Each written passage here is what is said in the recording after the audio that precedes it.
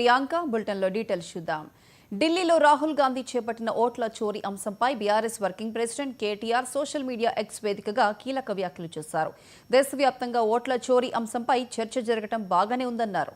కానీ తెలంగాణ ఎన్నికల మేనిఫెస్టోలో 420 వాగ్దానాలు 6 గ్యారంటీలను కాంగ్రెస్ పవిత్రమైనవిగా చూపించి అలా తప్పుడు ప్రకటనల్లో అధికారంలోకి వచ్చి 100 రోజుల్లో గ్యారంటీలను అమలు చేస్తామని హామీ ఇచ్చారని ఆరోపించారు.